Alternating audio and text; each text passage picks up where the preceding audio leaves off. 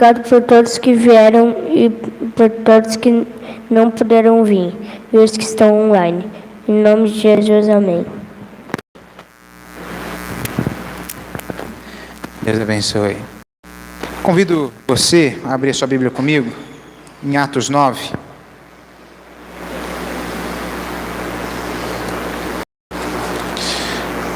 Atos 9, nós vamos ler do versículo 1. Nós vamos ler aqui a história ou a conversão de Paulo, a primeira vez que Paulo relata ou fala da sua conversão. Então, Atos 9, versículo 1. Enquanto isso, Saulo ainda respirava a ameaça de morte contra os discípulos do Senhor. Dirigindo-se ao sumo sacerdote, pediu-lhe carta a Damasco, de maneira que, caso encontrasse ali homens ou mulheres que pertencessem ao caminho, pudesse levá-los presos para Jerusalém. Quando se aproximava de Damasco, de repente, brilhou ao céu. Ele caiu por terra e ouviu uma voz que lhe dizia: Saulo, Saulo, por que você me persegue? Saulo perguntou: Quem, Senhor? Ele respondeu: Eu sou Jesus, a quem você persegue. Na cidade, alguém dirá o que você deve fazer. Os homens que viajavam com Saulo pararam emudecidos. Ouviam a voz, mas não viam ninguém. Levantou-se do chão e, abrindo os olhos, e os homens o levaram pela mão até Damasco. Por 3 dias, ele não comeu nem bebeu. Em Damasco, o Senhor chamou numa visão: Ananias. Eis-me aqui, Senhor, respondeu ele. O Senhor lhe disse: Vá à casa de Judas, na rua chamada e pergunte por um homem de Tarso, chamado Saulo. Ele está orando. Na visão, viu um homem chamado Ananias chegar e impor-lhe as mãos para que voltasse a ver. Respondeu Ananias: Senhor, tenho ouvido muita coisa a respeito de todo o mal que ele tem feito aos teus santos em Jerusalém. Ele chegou aqui com os chefes dos sacerdotes para prender todos os que invocam o teu nome. Ananias: Vá, este homem é meu instrumento escolhido para levar os gentios e seus reis, e perante o povo de Israel. Mostrarei a ele quanto deve sofrer pelo meu nome. Então entrou na casa, pôs as mãos sobre Saulo. Saulo, o Senhor Jesus apareceu no caminho por onde você vinha. Enviou-me para que você volte a ver e seja cheio do Espírito Santo. Imediatamente, como escamas, caiu dos olhos de Saulo, e ele passou a ver novamente. Levantando-se, foi batizado, e depois de comer, recuperou as forças. Vamos orar? Pai, nós pedimos ao Senhor que nos dê entendimento sobre aquilo que o Senhor quer nos ensinar através dessa palavra.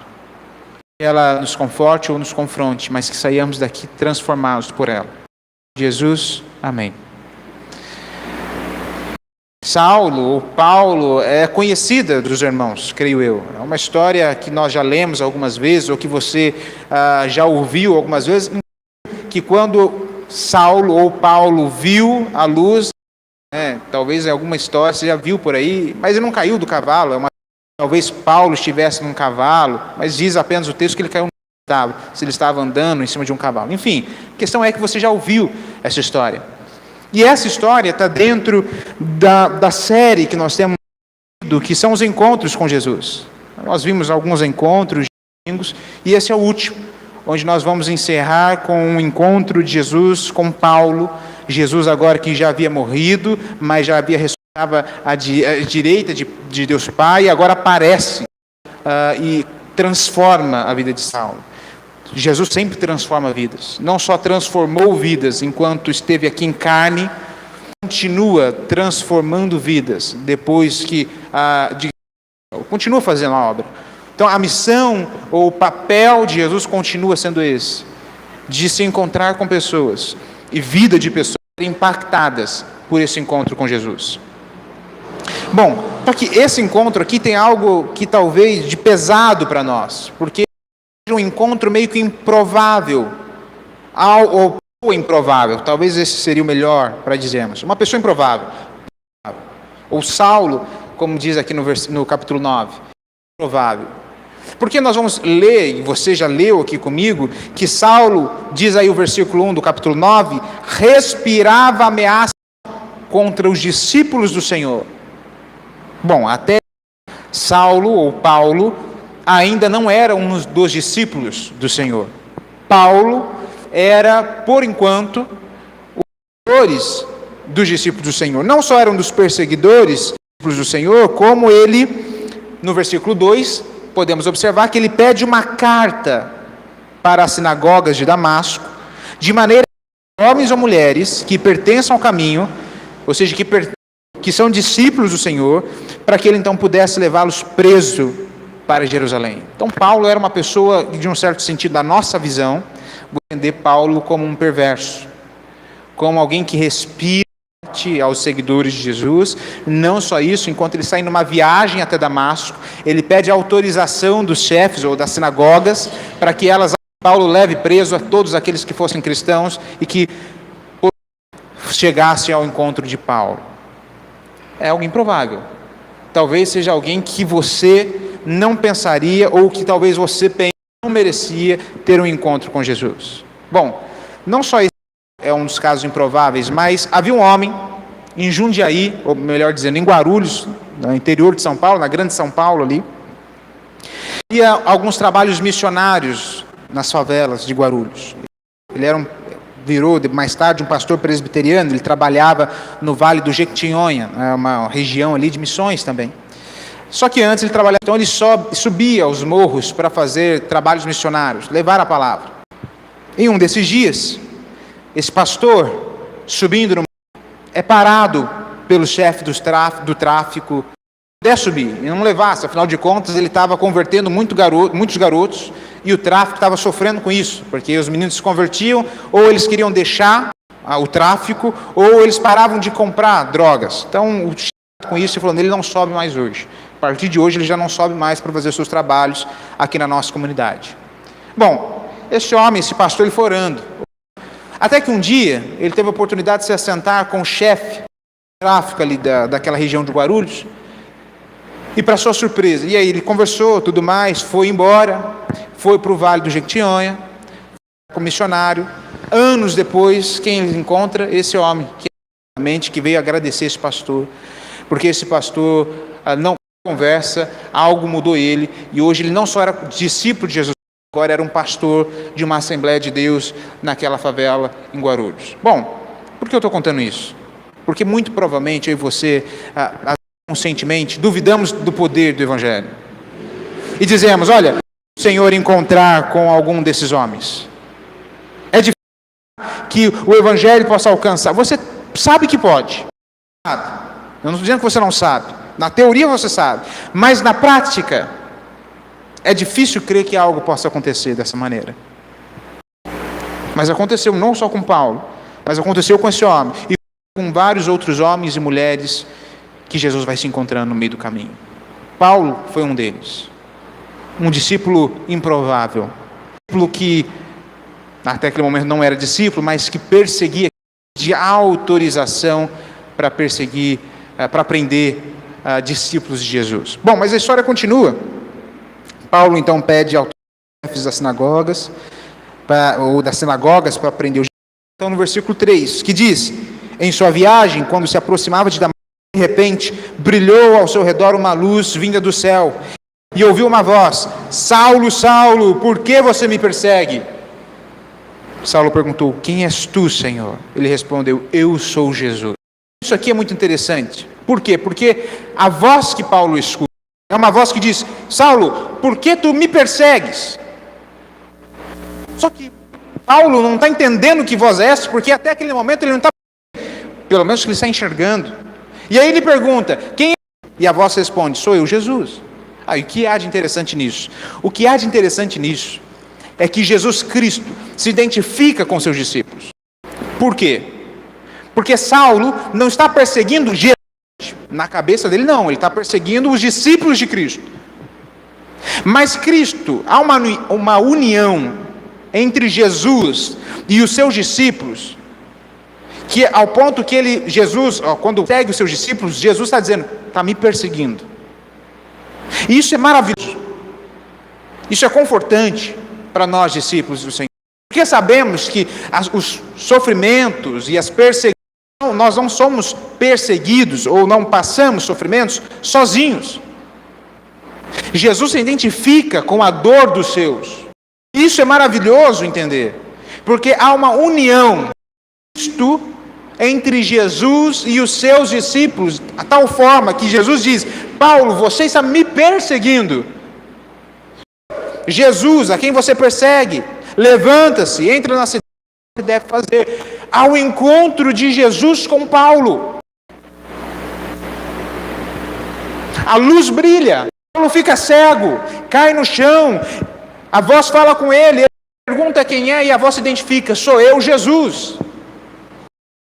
Inesperado, houve o encontro de alguém improvável. Bom, talvez você tenha pensado em alguém que esteja distante, mas eu queria te dizer que improvável seja você, e você saiba disso. Talvez você está olhando para a sua vida agora e dizendo: eu não sou alguém que o Senhor... Ou você até crê que o Senhor te alcançou, mas eu não sou alguém a quem o Senhor me usaria. Me usaria para o seu trabalho, para a pregação, para a proclamação da igreja. Eu não sou esse alguém. Eu preciso ainda, talvez, quem saiba, e aí talvez eu esteja preparado. Eu preciso, quem saiba, ser mestre em teologia. Gente, sim, inteligente, que tinha seus cursos, tinha seu ensino, mas a questão é que o Senhor está usando não por causa dos cursos de Paulo, mas porque o Senhor quis usar. E o Senhor pode te usar. Usou, assim como usou Paulo, assim como usou aquele ex-chefe do tráfico, o Senhor usa pessoas improváveis.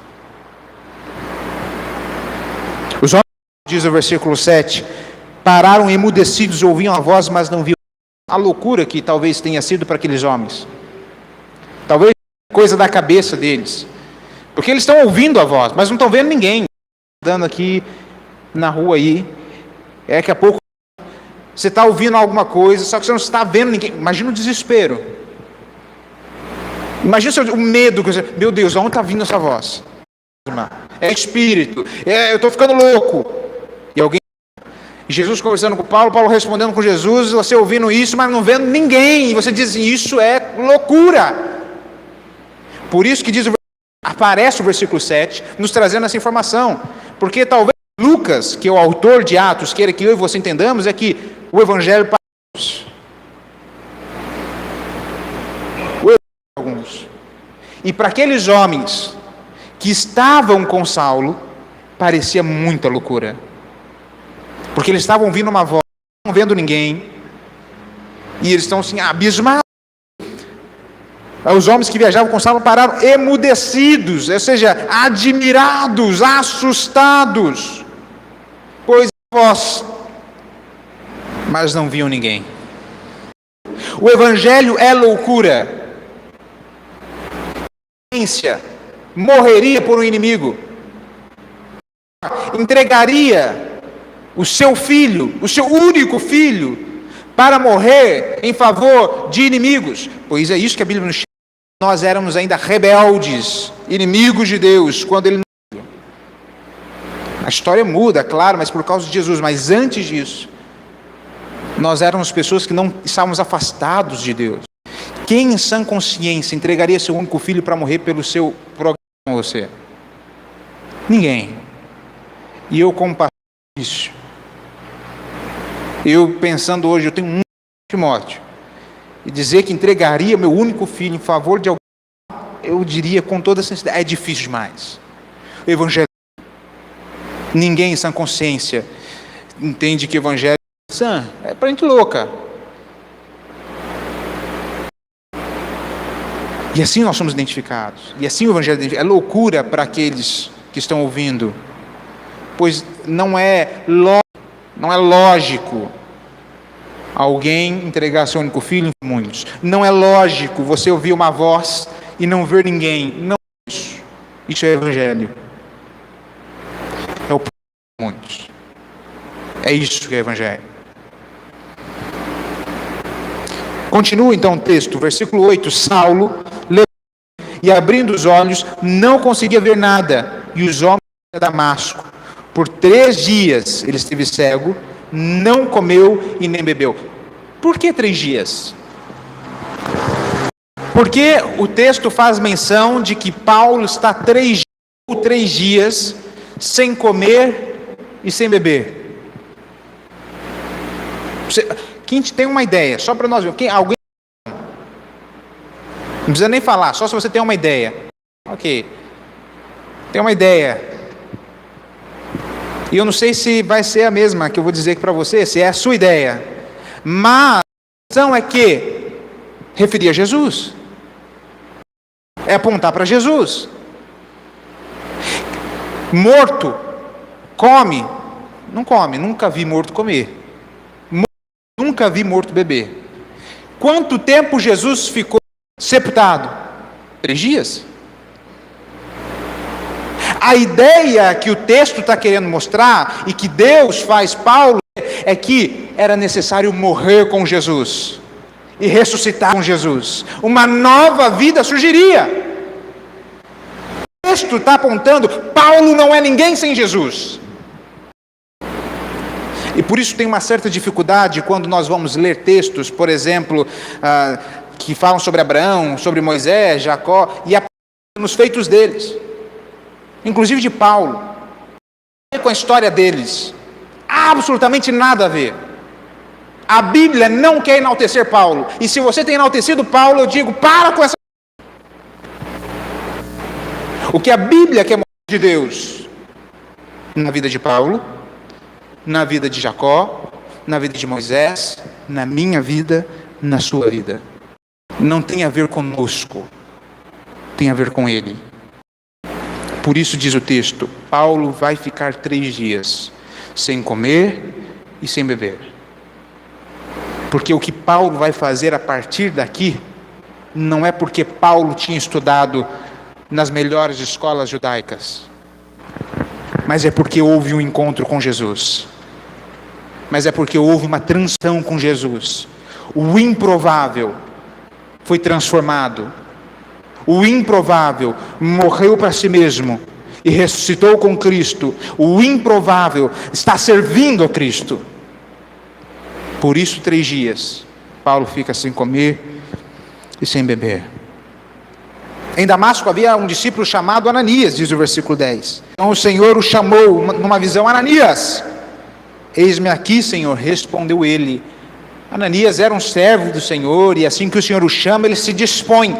Fica com isso em mente, ok? Então o Senhor o chama Ananias, e Ananias responde, eis-me aqui. É uma posição de servo. É o que Deus espera de mim, e é o que Deus espera de você. Se Ele te chama, o que Ele espera é, eis-me aqui, Senhor. Ananias não fez nada além daquilo que o Senhor esperava dele. Mas beleza, fica com isso na sua cabeça. O Senhor lhe disse, vá à casa de Judas, na rua chamada direita, e pergunte por um homem de Tarso chamado Saulo. Ele está orando. Numa visão, um homem chamado Ananias, numa visão, viu um homem chamado Ananias chegar e impor-lhe as mãos para que voltasse a ver. Bom, antes de falar sobre Ananias, eu queria que você percebesse que o texto no versículo 11 diz, ele está orando. Isso, a primeira coisa que um servo do Senhor faz é orar. A primeira coisa, a primeira posição de que um discípulo de Jesus tem que ter é de oração. Não é à toa que o que o texto está dizendo para mim e para você, do porquê, ou o que Paulo está fazendo. Mas o texto diz, esse homem está orando. Isso já me remete à primeira coisa, discípulos de Cristo oram. Discípulos de Cristo têm vida de oração. Na quinta-feira eu tive a oportunidade de compartilhar, na nossa reunião de oração, que nós temos que Cristo. E Cristo o tempo todo passou a vida orando. Ele para orar? Não. Ele é Deus. Então por que ele passa o seu ministério, a sua vida orando? E há vários registros. Eu fiquei aqui várias horas lendo textos bíblicos da oração de Jesus. E aí eu tive que cortar uma parte porque eram muitos. E por que há muitos? Porque o que Jesus quer me ensinar, e o que Jesus quer te ensinar, é que discípulos precisam ter vida de oração. E eu vou ser todo sincero, eu sou pastor presbiteriano. Presbiterianos oram muito, tá? Você vai se julgar. quanto tempo você ora na sua casa? Estou falando nem aqui na igreja, porque na igreja só vieram 5. Na igreja eu sei que poucos oram, pelo menos presencialmente aqui, né? E na sua casa? Quanto tempo você gasta em oração? Não me conte, saiba você. Se você tem pouca vontade, é muito chato, não tem, crie esse hábito. Crie. Não tenho tempo, e eu disse que na quinta-feira, tempo é uma questão de você tem tempo para aquilo que você prioriza. Então, se amanhã você tem os seus momentos de lazer, talvez você dizer que você não prioriza a oração. Aí tudo bem. Mas você tem tempo para aquilo que você prioriza. Se você prioriza a oração, você tem tempo para ela. Você nunca deixou de trabalhar, por exemplo. Mas é claro, pastor, meu dinheiro, eu vou ter que comer. Mas é claro, a oração também faz parte da sua vida. Quer ver uma coisa? Alimento. Quem aqui se alimenta uma vez só por semana? Levanta a mão, uma vez na semana. Quem se alimenta uma vez por semana? Você só almoça uma vez na semana. Ninguém? Por quê? Porque você sabe que se você se alimentar uma vez por semana, você vai ficar mal. Você não vai ter força nem para ir trabalhar, para conseguir dinheiro. Mas você fica uma semana sem ler a Bíblia. Mas você fica uma semana sem orar. E o que a Bíblia diz? Que a oração e a leitura da Bíblia são para nós alimento espiritual. E como você vai ter uma vida espiritual boa se você não lê e se você não ora? Não existe. Mas pastor, a igreja está espiritualmente muito fraca. Culpa sua, culpa minha, que tem orado pouco, você que tem orado pouco. Porque a vida espiritual da igreja, ou melhor dizendo, quem é a igreja somos nós. Se a igreja não anda bem, a culpa é minha, a culpa também é sua. Você tem responsabilidade nisso.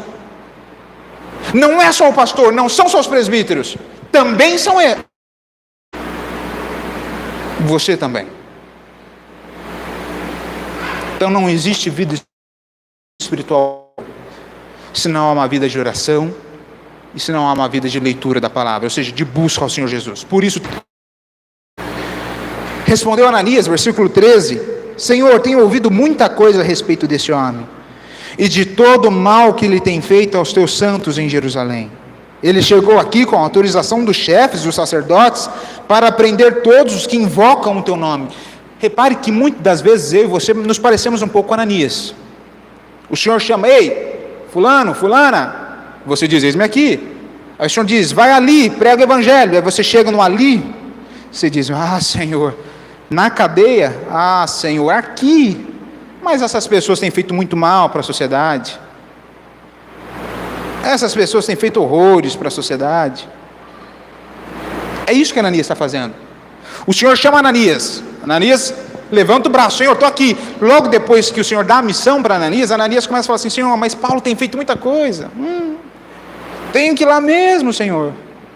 Tenho escutado muita coisa a respeito desse homem. Ele acabou de trazer cartas para nós aqui, para nos prender. E o Senhor quer que eu vá lá agora, eu, seguidor do Senhor, vá lá atrás de um perseguidor que está com carta na mão para me prender. É isso que o Senhor quer? Vida de discípulo de Cristo é uma vida em risco, meus irmãos. Essas igrejas têm falado que se você vem para Cristo, você tem uma vida fácil. Para com isso também. Você vem para Cristo, os problemas aumentam. Porque você começa a ser perseguido, você começa a ser excluído, você começa a ter que ir em um local pregar o evangelho para pessoas que você nem queria. Não é fácil ser seguidor de Cristo, mas é muito bom. É muito abençoador. É maravilhoso ser um discípulo e discípula de Cristo. Então Ananias questiona, e chega o versículo 15: mas o Senhor disse a Ananias: vá, este homem é o meu instrumento escolhido para levar o meu nome perante os gentios e reis e perante o povo de Israel. Mostrarei a ele quanto deve o quê? Sofrer pelo meu nome.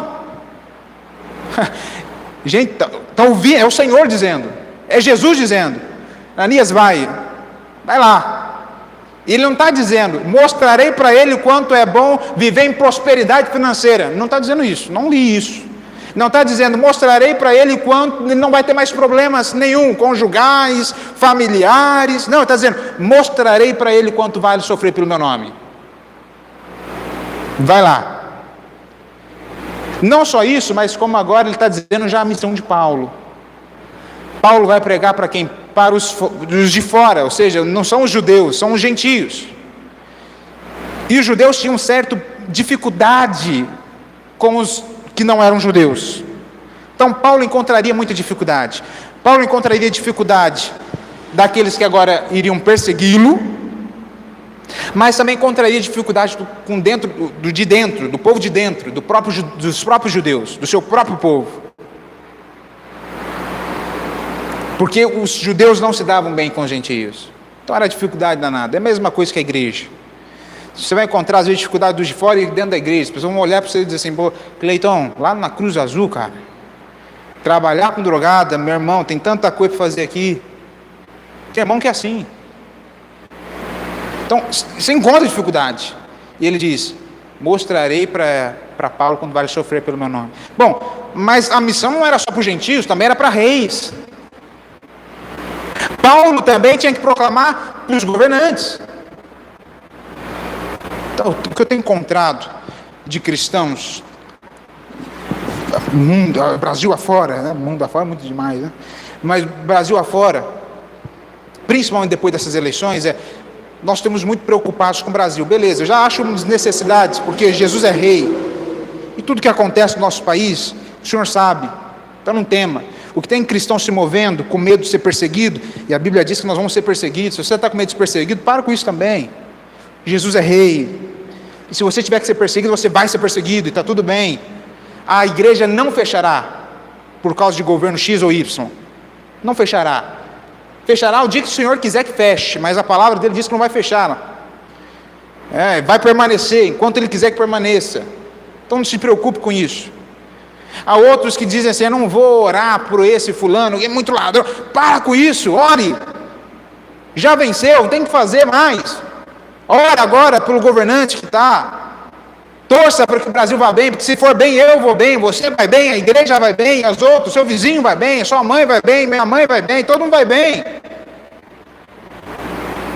Saiba que a sua missão agora é de orar e, se tiver oportunidade, de ir pregar. Essa é a sua missão. Essa deve ser a sua atitude. Essa deve ser a sua posição quanto crente que você e eu dissemos ser. Como discípulos que eu e você dizemos ser. E o texto continua, versículo 17. Então Ananias foi, entrou na casa, pôs as mãos sobre Paulo e disse, irmão Saulo, ou melhor, sobre Saulo, e disse, irmão Saulo, o Senhor Jesus que apareceu no caminho por onde você vinha, enviou-me para que você volte a ver e seja cheio do Espírito Santo. Imediatamente, algo como escamas caiu dos olhos de Saulo e ele passou a ver. Levantando-se, foi batizado e depois de comer, recuperou as forças. Saulo passou vários dias com os discípulos em Damasco. Logo começou a pregar nas sinagogas que Jesus é o Filho de Deus. Interessante, é fantástico o encontro de Jesus com Paulo. É fantástico. Um homem que perseguia, agora passa a ser perseguido. Um homem que foi encontrado pelo Senhor Jesus, agora recebe uma missão. Este homem agora passa a ver, é batizado, se alimenta. E o que diz? Ele passa alguns dias com os discípulos, alguns dias. E o que ele vai fazer depois? Vai servir. Esses dias eu estava conversando com um irmão da igreja, perguntando assim, irmão, o que você vai fazer da vida? Não dessa igreja, né? Lá em São Paulo. Você já está aqui, você cresceu na igreja, já está beirando os 30, já foi batizado, já fez sua profissão de fé, você não quer servir em nada? Ele diz assim, eu acho que ainda é pouco, eu preciso fazer um curso teológico. Eu disse, irmão, você cresceu, quantas EBDs você já não participou? Quantas pregações você já... Não precisa de curso teológico. Se você quer ser pastor, claro, você precisa. Eu fiz curso teológico. E é bom, é positivo. Se você quer ser um missionário, vai fazer. Eu não estou desencorajando a fazer um seminário, não é isso. O que eu estou dizendo é, você não precisa disso para servir a Jesus. Até porque se você quer ser um pastor, ou um missionário, ou uma missionária, e até hoje não fez nada na sua igreja, eu digo assim, peraí, talvez você quer ser bênção lá e não é a bênção aqui, tem uma coisa errada. Irmãos, há muitos ministérios aqui na nossa igreja. E eu conversando com alguns já sugeriram outros. Irmãos, vamos trabalhar. Vamos trabalhar, tem muita coisa a ser feita. A seara é grande, poucos são os trabalhadores. Rogue ao Senhor da seara para que mande trabalhadores. Nossa igreja é pequena, eu sei disso, você sabe disso. Mas há muita coisa para ser feita, e há muita gente parada. E talvez porque não sabe o que fazer. E talvez agora você esteja se sentindo tocado e dizendo, eu não sou improvável, eu sou alguém tocado por Jesus Cristo. Eu sou alguém que foi encontrado por Jesus Cristo e eu posso servir. Me procure depois, procure o Cleito, o Jaime, e veja onde você pode servir. Tem muita coisa para ser feita. E você pode ser uma bênção aqui, não importa a sua idade, não importa o tempo que você tem de membresia. O Senhor te encontrou? Sim, então venha servir. Não só aqui, mas lá fora também. O Senhor não nos chama apenas para vivermos entre quatro paredes, mas o Senhor nos chama também para vivermos aqui, mas também lá fora. Como você pode servir o seu vizinho? Aquele vizinho mesmo, que ouve o som até altas horas da madrugada, e você fala assim, queima, Senhor. Mas como você pode servi-lo? Como você pode proclamar o evangelho para ele, para ela? Não só o vizinho, mas e aquele seu irmão, e eu digo de sangue, que até hoje não se encontrou com Jesus. Aquela sua irmã, sabe? Aquele seu sobrinho. Você fala, eu já vou na casa da minha irmã, ou ela vem na minha casa e esconde tudo, senão esse menino quebra tudo que tem aqui em casa. Como você pode servir a sua família? O Senhor te chama para isso. Você não é, ou pode você ser o improvável, mas se você é o improvável, Senhor, e se o Senhor te encontrou, Ele quer te usar. Vamos orar? Pai, nós te agradecemos pela oportunidade que temos de ouvir a Tua Palavra e de aprendermos com a vida de Paulo, da vida do Senhor na vida de Paulo. Te agradecemos, Senhor, porque o Senhor nos encontrou algum dia. O Senhor nos chama agora para servi-lo, na igreja, no local, mas também na nossa vizinhança, na nossa família, na nossa casa. Que nós sejamos bênção, Pai, por onde passarmos. Que as pessoas possam olhar para nós e ver Cristo Jesus refletido em nossas vidas. No nosso falar, no nosso andar, nas nossas atitudes, que possamos nos parecer um pouco mais com o Senhor Jesus.